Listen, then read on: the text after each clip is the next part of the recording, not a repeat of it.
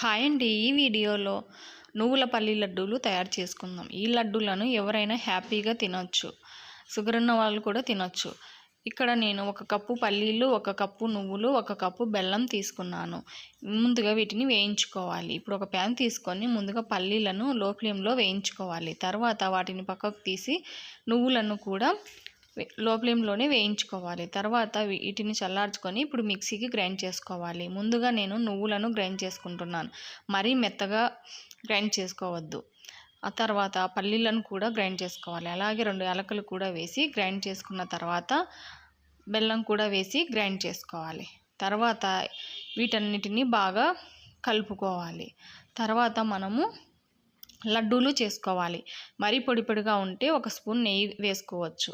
అంతే, నువ్వుల పల్లి లడ్డు రెడీ. ఈ వీడియో నచ్చితే please like, share and subscribe to my channel. Thank you. Bye.